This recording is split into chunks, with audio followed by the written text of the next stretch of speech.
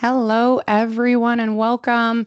We have some really fun stuff to break down. I guess it's more fun for the APG and B Rock than it is for you, but rest assured, I'm sure if you're a Blackpoint partner, you had a nice, quiet, relaxing weekend while we did a lot of due diligence on our side. So on April 3rd, as I'm sure many of you heard, a new vulnerability was released within Gladinet's CentreStack, which is a cloud-based file server solution that many MSPs use predominantly. We found this specific CVE that was released, the CVE 2025-30406, was specifically highlighting the hard-coded machine key in CentreStack's portal that was allowing attackers to create malicious serialized objects that then, of course, can execute remote code through deserialization. And yes, as you know, the patch has been released. We released a threat notice out to our partners and socials as fast as possible. But that is not the end all to the response itself, as we know. So patching isn't the last step you should be aware of. I'm joined by Nevin today, and we're going to break down a little bit about this exploit, the tool itself, and then what to look out for. What did the Blackpoint's Response Operations Center perform proactively to keep that peace of mind theme for you, as well as some follow-up response steps and remediation guidance. So modern infrastructure relies on this transmission of data and file sharing capabilities. MSPs rely on CentreStack as a specific enterprise solution or tool to facilitate this centralized management aspect and approach. CentreStack is a heavily used tool in the MSP world, especially once we were able to do some of our scans and see it across a lot of our partner base. But the reality is, when it comes to the cloud world, we are living in a hybrid themed room still. And that comes with its own continued exploitation techniques and tactics, increasingly targeting this hybrid model that we often see when it comes to the cloud. In this digital transformation journey that MSPs are going on in the cloud, they rely on these types of tools to sort of meet them at that hybrid point until they can get a lot of their customers and clients into a fully cloud centric environment. But that also means that these tools are probably going to be targeted by threat actors as well. So again, I'm joined by Nevin Beal.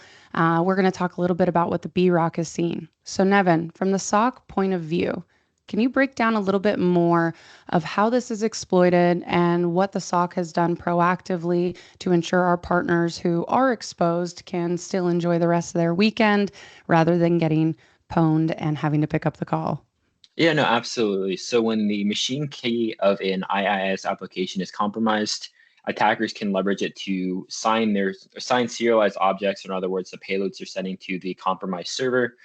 The signing of these payloads, when an IIS application receives this data in like a normal web traffic, the data is deserialized so it can actually understand what's being sent to it. In this case, attackers leverage that machine key to trick the server into thinking, hey, this is actually legitimate data. It trusts that data. In reality, it is a payload, which leads to remote code execution during that deserialization process.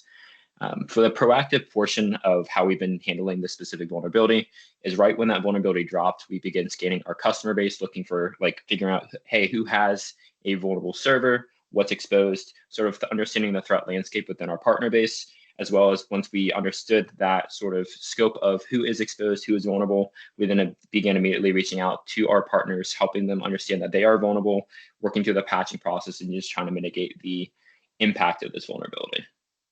Fantastic. So, breaking down a little bit further, response is not just patching. So, in our blog, we do mention doing the machine key rotation for that default machine key. Can you talk a little bit about the full steps of remediation that we recommend, as well as what our SOC is doing from a continuous monitoring stance going forward?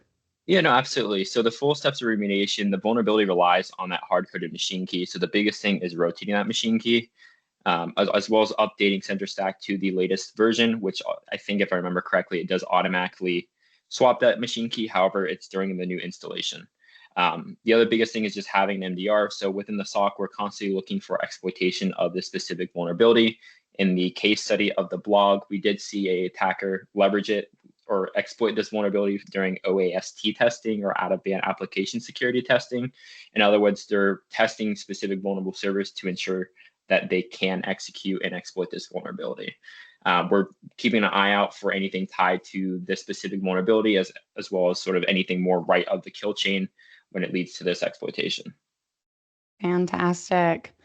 All right. Well, you heard it from us first. Please take a look at our blog. You can see a lot of these details are broken down, gives you an idea of what the detection mechanisms look like, as well as making sure you have that question internally. Have we addressed this?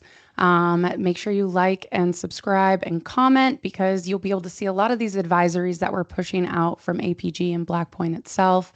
And as always, stay vigilant, my friends.